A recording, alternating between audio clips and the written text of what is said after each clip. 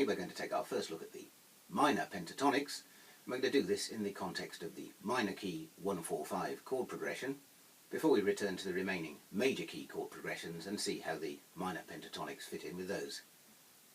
For this session we're going to stick to the key of A minor, again so that there are no sharps or flats in the key signature to complicate the discussion. And we're going to derive the minor pentatonics in the same way that we did the major pentatonics, and that's by removing semitone intervals from the diatonic scales. We start naturally enough with the pentatonic for the one chord, and as you might expect this is going to be based on the natural minor scale. So here's our A natural minor scale. Now let's take a look at where the semitone intervals fall within this scale. Remember, with the major scale, the need to include the third and octave in the pentatonic left us really with no choice of which notes to eliminate, but here we'll find the situation is slightly different. Our first semitone falls between the second and third. Obviously we need to retain the third, so the second has to go, but the next semitone interval is between the fifth and sixth. In this case we can choose to retain either of those intervals. So let's begin by taking a look at the pentatonic with the fifth included. That would give us the notes 1, 3, 4, 5, 7 and octave. That's root minor third, perfect fourth, perfect fifth and minor seventh. This is obviously potentially useful because here we have a pentatonic that includes all the notes of the minor seventh chord with just one non-chord tone, that's the fourth, here.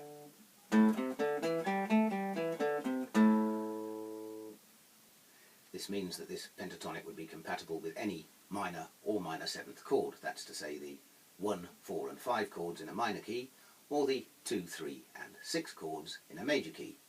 Nevertheless, I don't actually make use of this pentatonic pattern in my book, or indeed in the remaining videos in this series, partly because I'm looking for a distinctive pentatonic pattern for each of the chords in our chord progressions, and also, you won't be surprised to hear, I'm going to substitute a form of the major pentatonic for the 5 chord in minor keys. You should, however, keep in mind that this is a valid and indeed extremely useful form of the pentatonic pattern. I will be looking at the transposable fingerings for this pattern in the next video, but that's pretty much the last we're going to hear of it. This means that for the one chord I use the pentatonic pattern of 1, minor third, perfect fourth, minor sixth, minor seventh and octave. To play this in the key of A minor in the open position, we begin with the open A string, string 5, the minor third of C at fret 3 string 5, the perfect fourth of D on the open D string, string 4, the minor sixth of F at fret 3 string 4, the minor seventh of G on the open G string, string 3, and the octave A at fret 2 string 3.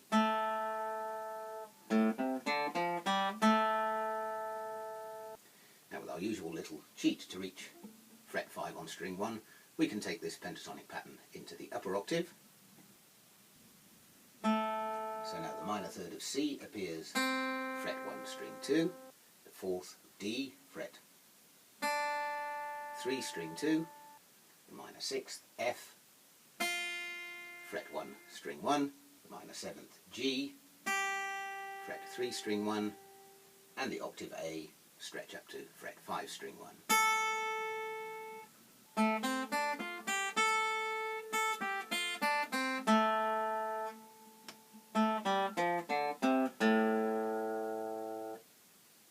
Now as we move on to the 4 chord, this is again a minor chord, in this case D minor. So again, we'll be expecting to find a minor pentatonic. Now as I explained before, I'm basing my system of pentatonics on the modes. A detailed account of the modes is coming later. For the moment, you'll just have to take it on trust that the appropriate mode for this note is distinguished by containing a major sixth. In the key of A minor, this would be the note B. Now if we simply take our first pentatonic and replace the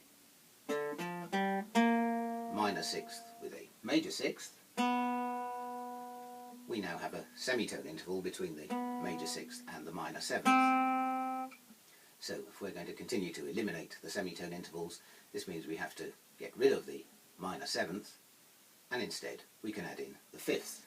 So now we have the sequence root, minor third, perfect fourth, fifth, major sixth, and octave. In terms of chord tones, we've effectively lost one chord tone from the pentatonic, that's the minor seventh, while gaining another, that's the fifth. In the open position for the key of A minor, this would give us the D minor pentatonic of D on the open D string,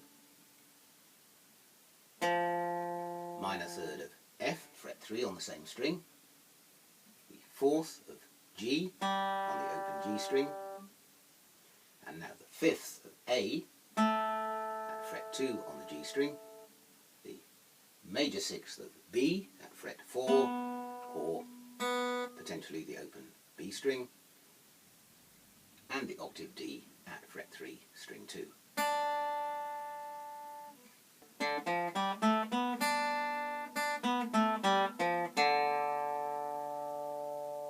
When we come to the 5 chord, if you wanted to use a 5 minor or minor 7th chord, the appropriate pentatonic would be one of the two options that fit with the 1 chord, that is either root, 3rd, 4th, 5th and 7th, or root, 3rd, 4th, 6th and 7th. So it would appear that there is actually no unique pentatonic for this chord. The reason for this is that the corresponding mode is distinguished by the presence of a minor second. A minor second is of course one semitone, and we're forming these pentatonics by eliminating all the semitone intervals. This doesn't mean that a scale with a semitone interval can't be a valid pentatonic, it's just that once we allow the semitones in, the number of possible permutations multiplies to a point that's unmanageable for practice purposes. You will of course become familiar with the semitone intervals when practicing your diatonic scales and modes, so I choose to stick with a mix of tone and minor third intervals for the pentatonic exercises, even though this leaves us with no unique alternative for the 5 minor chord.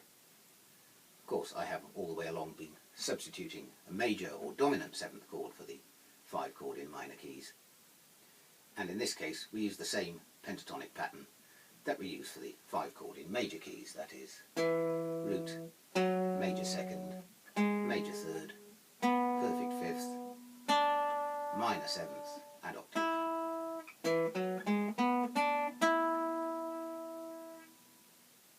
The observant among you will have noticed that we've now changed 2 notes from the original key signature. Not only have we added a major third to this pentatonic pattern, but we've added a major second as well.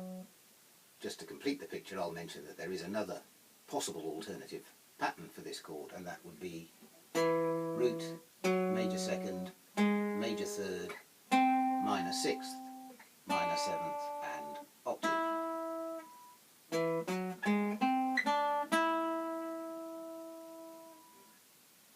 This is derived from one of the modes of the melodic minor scale, which we're going to come to quite a bit further down the line. Don't worry about it for now. I'd just like to explain why I'm not using this pentatonic, even though it would give us a pentatonic form that is unique to the dominant or dominant 7th chord in minor keys. Well, I just don't find that this pattern sits easily either under the fingers or on the ear, and the reason is that the intervals are now a tone, a tone, a major third, a tone, and a tone. Whereas, as I pointed out, all our other pentatonics are comprised of a mixture of tone and minor third intervals. So this major third interval in the middle of this pattern just doesn't feel right to me. You might choose to disagree, but I'm going to go ahead and stick with the basic dominant 7th pentatonic pattern for this chord in minor keys. In the key of A minor, this would be an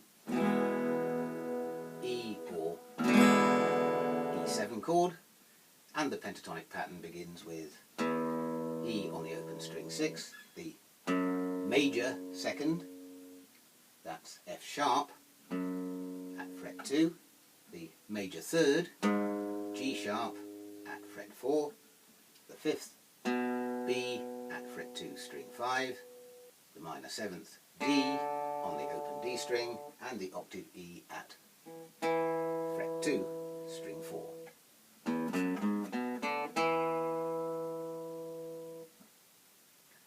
In the upper octave, the major second F sharp now lands under finger 4, the major third G sharp under finger 1 on string 3, the fifth of B under finger 4, string 3, or the open string 2,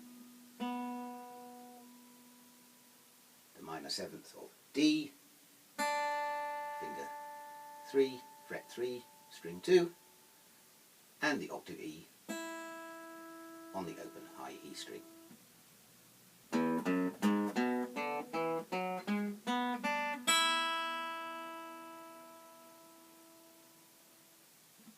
And we can now play these patterns around the chord progression.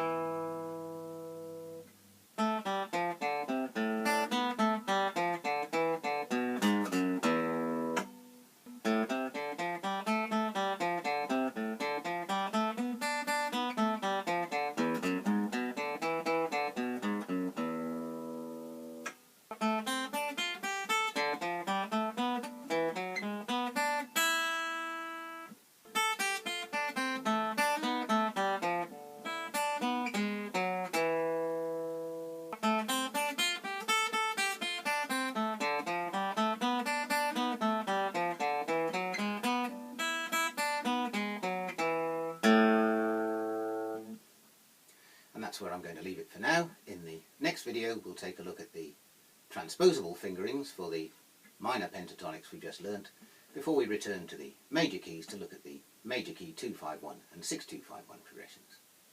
So please do come back and join me again soon.